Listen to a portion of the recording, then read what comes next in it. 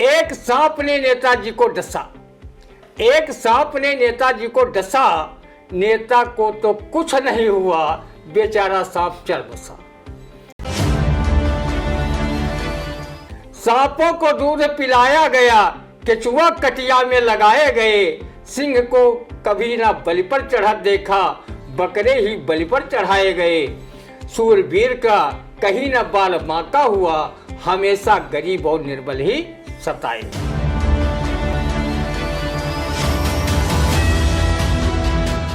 नमस्कार, स्वागत है आप सभी का आई इंडिया के खास शो रंदा में। खबरों पर रंदा चलाने के लिए आई इंडिया के स्टूडियो में मौजूद हैं वरिष्ठ पत्रकार, कवि एवं रंगकर्मी ज्ञान प्रकाश सिंह प्रतीक जी। तो प्रतीक जी, आपका बहुत बहुत स्वागत है आई इंडिया के स्टूडियो में। खबर में रंदा गायब हो गया था, रंदा कहीं चला गया था, लेकिन रंदा आया है तो देखो रंदा वैसे ही रंदा लगा के आया है, क्योंकि रंदा धार लगाने गया था। फिलहाल पहली खबर की शुरुआत करते हैं। यूपी में सांपों के काटने से हर वर्ष 16,000 मौतें। अब इन मौतों पर और सांप के काटने पर क्या रंदा कहेगा, सुनते हैं। रंदा सरीखे सामान्य लोगों को सांप ने काटा होगा, इसलिए वो बेचारे अकाल मौत को प्राप्त हो गए। कहीं इन सांपों ने सामान्य व्यक्तियों के बजाय नेता नामक जीव को काटा होता तो उल्टे सांप ही अकाल मौत को प्राप्त हो जाते। लोग कहते हैं कि सांपों की अपेक्षा नेताओं में जहर अधिक होता है। अंतर सिर्फ इतना होता है कि सांप अपना जहर किसी व्यक्ति में फैलाने के लिए अपने दांतों का इस्तेमाल करता है, जबकि नेता नामक जीव अपना जहर फैलाने के लिए अपनी जुबान का प्रयोग करता है। ये नेता नामक जीव अंग्रेजों की बनाई नीति फूट डालो और राज करो पर चलकर सत्ता व विपक्ष की बड़ी बड़ी कुर्सियों पर बैठने का अरमान पूरा करता है। ये कभी भाषा के नाम पर तो कभी जात धर्म अगड़े पिछड़े के नाम पर जहर उगलते रहते हैं। सांपों के बाप तो नेता नामक जीव है, बदनाम बेचारे सांप हैं। अगर ऐसा न होता तो किसी कवि को ये पंक्तियां नहीं लिखनी पड़ती। एक सांप ने नेताजी को डसा। एक सांप ने नेताजी को डसा, नेता को तो कुछ नहीं हुआ, बेचारा सांप चल बसा। प्रसिद्ध साहित्यकार रहे अज्ञा जी ने नेता नामक जीव का जहर देखकर ये पंक्तियां बहुत ही सोच विचार कर कही होंगी। सांप तुम सभ्य तो नहीं हुए, सांप तुम सभ्य तो हुए नहीं, नगर में बसना भी तुम्हें नहीं आया, फिर कैसे सीखा डसना, विष कहाँ पाया। सांपों को हम केवल नाग पंचमी के दिन ही दूध पिलाने की रस्म अदा करते हैं और नेता रूपी जीव को सरकारी योजनाएं हर दिन भेंट चढ़वाते हैं। ये जहाँ जाते हैं अपने को पुजवाते हैं, बड़े बड़े माला पहनकर चंद वर्षों में माला माल हो जाते हैं और रंदा जैसे वोटर फटे हाल कंगाल रह जाते हैं। किसी ने सच ही कहा है, सांपों को दूध पिलाया गया, केचुआ कटिया में लगाए गए। सिंह को कभी ना बलि पर चढ़ा देखा, बकरे ही बलि पर चढ़ाए गए। सूरवीर का कहीं न बाल बांका हुआ, हमेशा गरीब और निर्बल ही सताए। बिल्कुल, सांपों को दूध पिलाया गया, केचुआ कटिया में लगाए गए। सिंह को कहीं न बलि पर चढ़ देखा, बकरे ही बलि पर चढ़ाए गए। सूरवीर का कहीं न बाल बांका हुआ, हमेशा गरीब और निर्बल सताए गए। फिलहाल इन मौतों पर और इन सांप के काटने पर बताया है कि सांप काट ले बच जाएंगे, लेता जिस तरह से सांप की जुबान, सांप की जो होते हैं उसमें जहर होता है, लेकिन नेताओं के जुबान में जहर होता है। इसलिए नेताओं जो चल रहे हैं वो अंग्रेजों के कारगिरी पर चल रहे हैं। मतलब ये है कि जिस तरह से अंग्रेज कह गए थे कि फूट डालो और राज करो, सेम वही कंडीशन पर चल रहे हैं। तो रंदा कह रहा है कि सांप के जहर से बच जाएंगे, लेकिन नेताओं के जहर से नहीं बचेंगे। फिलहाल अगली खबर जो चलते हैं उस पर स्वास्थ्य विभाग के प्रमुख सचिव पार्थ सारथी ने कहा, आशा कार्यकर्ता के घर तक पहुंचाई जाएंगी परिवार नियोजन सामग्री। उन्होंने कहा, परिवार समिति करने के बजाय परिवार नियोजन का दे संदेश। अब नियोजन का संदेश तो कई सालों से चल रहा है, बरसों बरस चल रहा है। अब इस संदेश में क्या है, सुनते हैं रंदा। आदरणीय पार्थ सारथी जी परिवार नियोजन सामग्री पर पूरा ध्यान रखिएगा। कहीं ये सामग्री सिर्फ आशा कार्यकर्ताओं के वहाँ ही न रखी रह जाए, जिससे उसका भरपूर लाभ रंदा सरीखे कम परिवार रखने के इच्छुक लोग न उठा सके और वो अपने घरों में कुदरत की देन मानकर बच्चों की फौज खड़ी कर दें। वैसे ही परिवार नियोजन के मामले में स्वास्थ्य महकमा हमेशा सुस्त रहा है। अगर वही जागरूक होता तो हमारा देश भारत जनसंख्या के मामले में नंबर 1 न बन पाता। जनसंख्या विस्फोट व परिवार नियोजन के प्रति स्वास्थ्य विभाग की लापरवाही को देखकर ही प्रसिद्ध शायर महफूज रहमानी ने ये काव्य पंक्तियां लिखी होंगी। परिवार नियोजन को बस यूं ही चलाए रखिए, परिवार नियोजन को बस यूं ही चलाए रखिए, हर टीम टाइम इसका घर में सजाए रखिए। महफूज हर गाड़ी पे रहता है ये लिखा, दूरी बनाए रखिए, दूरी बनाए रखिए। महफूज रहे हमारी जितनी भी है सुहागन, महफूज रहे जितनी भी है सुहागन, बच्चों से भरे रहे हर एक के घर आंगन। हर एक जतन कर चुका है परिवार नियोजन, लेकिन रोक न पाया बच्चे हुए धनाधन। देखिए, परिवार नियोजन की सामग्री जो है बताई है रंदा ने कि खाली टीम टाम तरीके घर में सजे ना रहे, उसका उपयोग भी हो। फिलहाल इसके लिए बताया है कि जो दूरी बनाए रखिए और फिलहाल महफूज रहे हमारी जितनी भी हैं सुहागन, बच्चों से भरे रहे हर एक के घर आंगन। हर एक जतन है कर चुका परिवार नियोजन, लेकिन रोक न पाया बच्चे हुए धनाधन। क्योंकि बच्चे जो धनाधन हो रहे हैं, इसी के चलते भारत जनसंख्या में विस्फोट बन गया है और यह आंकड़ा भी कई पार हो गया है। फिलहाल अगली खबर, महमूदाबाद कोतवाली क्षेत्र के शिक्षक संजय ने कक्षा 6 की छात्रा को कमरे में बुलाकर की छेड़छाड़। जानकारी पर पहुंचे परिजनों ने शिक्षक की जमकर पिटाई और पुलिस ने केस दर्ज किया। अब इस शिक्षक के बारे में क्या कहेगा रंदा, सुनते हैं। अबे तो शिक्षक है या तक्षक जो पुत्री समाज शिक्षा की इज्जत को डसने जा रहा था। गुरु शिष्य परंपरा को कलंकित करने वाले शिक्षक को कड़ी से कड़ी सजा मिले, मानने के बाद उसे जहन्नुम में भी जगह न मिले। समाज आज भी गुर्जरों पर आंख मूंद कर विश्वास करता है। शिक्षक बच्चों में शिक्षा के साथ साथ उसमें नैतिक गुणों व संस्कारों का विकास करता है। वो राष्ट्र की भावी का आधार बनाता है। जब शिक्षक ही संस्कारहीन व अपचारी हो जाएं, तो ये समाज आखिर किस दिशा में जाएगा, सोचकर ही डर लगता है। संजय जैसे शिक्षक गुरु शिष्य परंपरा को कलंकित करने का काम कर रहे हैं। ऐसे शिक्षकों को जितनी सजा मिले वो कम है। शायर महफूज रहमानी ने ऐसे ही कलंकित व अपने कर्तव्यों के प्रति लापरवाह शिक्षकों के लिए कहा होगा, बच्चन का अस भविष्य बनावत, बच्चन का अस भविष्य बनावत, साल में एक दिन न पढ़ावत, पैसा लेके नकल करावत, अपने को कलंकी कहावत। ऐसे गुरु है बंटाधारी, हाय समय तेरी बलिहारी, हाय समय तेरी बलिहारी। बिल्कुल, शिक्षक यानी कि गुरु पर आंख बंद करके विश्वास किया जाता है, क्योंकि गुरु को भी भगवान माना जाता है। माता पिता के बाद अगर बच्चों में कोई गुण भरते हैं तो वो होते हैं शिक्षक, यानी कि उनके गुरु सिखाते हैं बच्चों को।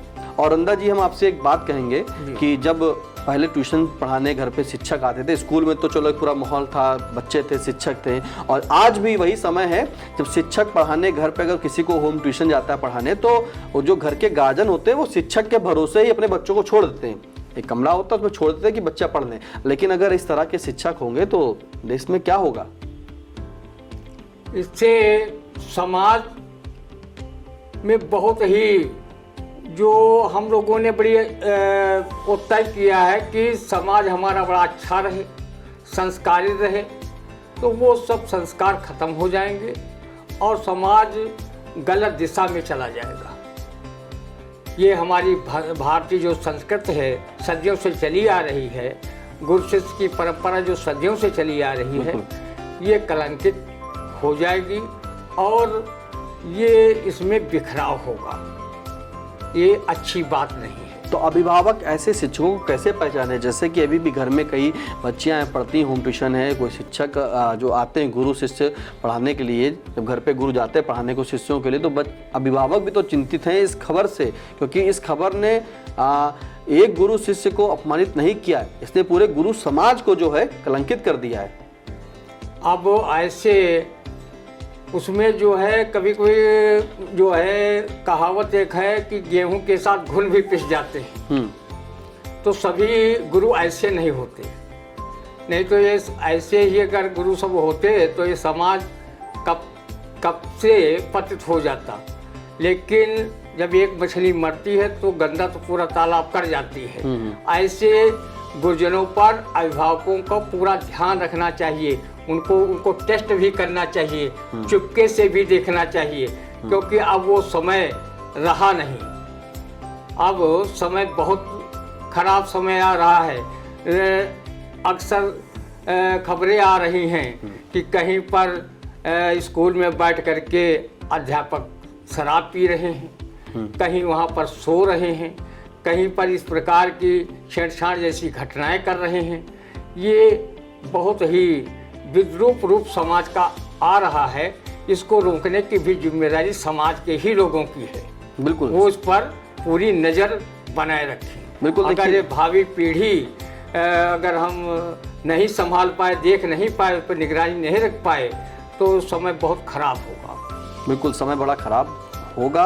और जिस तरह से इस तरह की घटनाएं सामने आ रही हैं गुरु और शिष्यों के बीच में, जिस तरह से सामने चर्चाएं भी होती हैं, आते भी, तो रंदा सभी अभिभावकों से भी अपील करता है कि अपने बच्चों को निगरानी रखें, अपने बच्चों पर निगरानी रखें। बच्चों के साथ साथ जो गुरु हैं उन पर भी थोड़ी निगरानी रखें। अगर घर में ट्यूशन पढ़ाने बच्चे आते हैं, शिक्षक आते हैं, तो उनको थोड़ा बीच बीच में देखते रहें, उन पर निगरानी रखते हैं, उनसे बातचीत भी करते रहें। और जो बच्चे हैं उनसे भी बातचीत करें कि कोई समस्या तो नहीं है इन गुरु के द्वारा, क्योंकि अक्सर ये होता है कि अभिभावक बच्चों की बात नहीं मानते। बच्चे कहते हैं कि हमें सर ने आज पीटा है, हमने काम किया फिर भी हमें पीटा है, तो बच्चे कहते हैं हाँ सर है तो पीटेंगे।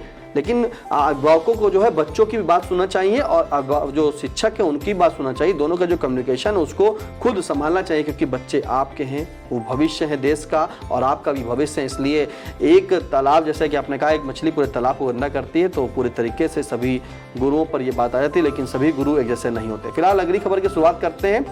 हरियाणा की एक चुनावी रैली में प्रधानमंत्री नरेंद्र मोदी ने कहा कि कांग्रेस सबसे भ्रष्ट व परिवारवादी पार्टी है। तो जब प्रधानमंत्री ने कह दिया कांग्रेस के बारे में भ्रष्ट और परिवारवादी, तो रंदा क्या कहेगा, सुनते हैं। कौन नहीं है चोर उचक्का, कौन नहीं है पॉकेट मार। रंदा जी, मोदी जी, रंदा सुनता है कि नेता करता है भ्रष्टाचार। मोदी जी, रंदा ने देखा व सुना है कि जिस पार्टी को सत्ता की मलाई खाने का मौका मिलता है वो जमकर खाता है और डकार तक नहीं लेता। रंदा तो सुन रहा है कि कांग्रेस पार्टी में जो महाभ्रष्ट परिवारवादी थे उनको आपकी पार्टी ने भाजपाई वॉशिंग मशीन में मोदी वॉशिंग पाउडर डालकर नीट एंड क्लीन कर लिया गया है। अब वो भाजपाई सत्ता की प्रमुख कुर्सियों पर विराजमान है, चाहे वो महाराष्ट्र के अजित पवार हों या असम के मुख्यमंत्री हेमंत बिस्वा शर्मा या अन्य भाजपा में शामिल तथाकथित भ्रष्टाचारी हों। वो आपकी पार्टी में आकर बिल्कुल शुद्ध हो गए हैं। अब जो भी विपक्षी दलों में इक्का दुक्का भ्रष्टाचारी बचे हों उन्हें ईडी, सीबीआई, इनकम टैक्स विभाग का डर दिखाकर शामिल कर लीजिए और उनको भी धुलाई मोदी वॉशिंग मशीन पाउडर से करा दीजिए। फिर देखिए, उनसे बड़ा सदाचारी ईमानदार नेता इस दुनिया में लालटेन लेकर ढूंढने पर भी नहीं मिलेगा। लेकिन रंदा की नज़र में वो वही कर रहे हैं जो पुरानी पार्टी में कर रहे थे, अर्थात वही रफ्तार बेढंगी जो पहले थी वो अब भी है। रही बात परिवारवाद की, तो वसुंधरा राजे, अनुराग ठाकुर, राजनाथ सिंह के बेटे पंकज सिंह, क्या ये सब परिवारवाद के नायाब नमूने नहीं हैं? मोदी जी, लोग ये कहावत कहते हैं, अपना पुतंगर और दूसरे का धतंगर होता है। वही बात मोदी जी आप भी कर रहे हैं। वैसे आप पीएम हैं अर्थात देश के शहंशाह, इनके बारे में कहा जाता है राजे सब छाजे। आदरणीय नॉन बायोलॉजिकल पीएम महोदय, ये धरती पर राजा हरिश्चंद्र के बाद अगर कोई सत्य बोलता है तो वो आप हैं। आपने पूरी दुनिया में इतना सत्य बोला है कि बेचारा झूठ पता नहीं किस असहाय हालत में बेहोश पड़ा है। लेकिन मोदी जी, कवि अरुणेश मिश्र ने झूठ और कुर्सी को चोली दामन का साथ बताया है। अगर न मानो तो उनकी ये का पंक्तियां रंदा सुनाई देता है। झूठ ने कहा जो भी हमारी शरण में आया वो कुर्सी पर ही रहा। लेकिन जैसे ही कम झूठ बोला, उतर गया उसका कुर्सी से चोला। जो धकाधक झूठ बोलते हैं, भकाभक लिबास में रहते हैं, सत्य बोलने वाले उन्हीं से ठोकर खाते हैं। ये हमें इतिहास के पन्ने बताते हैं। झूठ सत्य के फ्लेवर में बिक रहा है, बेचने वाला ही कुर्सी पर टिक रहा है। जब तक बोलते रहेंगे झूठ, तब तक हरियाते रहेंगे राजनीति में ठूठ। सच बोलना जरूरी है, झूठ बोलना तो कायरों की मजबूरी है। झूठ बोलना तो कायरों की मजबूरी। बिल्कुल, देखिए जिस तरह से प्रधानमंत्री नरेंद्र मोदी ने कांग्रेस पर आरोप लगाया कि भ्रष्टाचारी कांग्रेस है और साथ में परिवारवादी भी कांग्रेस है, तो उस पर जो है रंदा भी कह रहा है कि झूठ सत्य के फ्लेवर में बिक रहा है, बेचने वाला ही कुर्सी पर टिक रहा है। हम जब तक बोलते रहेंगे झूठ, तब तक हरियाते रहेंगे राजनीति में ठूठ। सच बोलना जरूरी है, झूठ बोलना तो कायरों की मजबूरी है। झूठ बोलना तो कायरों की मजबूरी है। फिलहाल कैसा लगा आज का रंदा का कार्यक्रम, आप हमें कमेंट के माध्यम से जरूर बताइएगा। कोई सुझाव हो तो भी बताइएगा, अगर कोई बात हो तो भी कमेंट के माध्यम से बताइएगा। और हाँ, आई इंडिया को जो है आप सब्सक्राइब जरूर करें। सबसे पहले यूट्यूब पर जाएं, यूट्यूब पर जाने के बाद आई इंडिया को सर्च करें और उसको सब्सक्राइब करने के बाद उसका नोटिफिकेशन ऑन करें, बेल आइकन को प्रेस करें। और अब आपका पसंदीदा आई इंडिया एक्स अकाउंट पर भी है, इंस्टाग्राम पर भी है, फेसबुक के पेज पर भी है, तो फेसबुक पर भी जुड़ें, क्योंकि जितनी भी खबरें हैं आई इंडिया पर वो यूट्यूब पे भी उपलब्ध है, इंस्टाग्राम पर भी उपलब्ध है, एक्स पर भी उपलब्ध है और फेसबुक पर भी उपलब्ध है। फिलहाल अगर किसी प्रकार का कोई सुझाव हो, कोई बात हो, तो कमेंट के माध्यम से आप जरूर हमें बताएं। हम आपके उस बात को संज्ञान में लेंगे और जैसा होगा वो भी दिखाएंगे। फिलहाल अब दीजिए इजाजत, फिर मिलते हैं आपसे अगला रंदे के कार्यक्रम में। तब तक के लिए नमस्कार।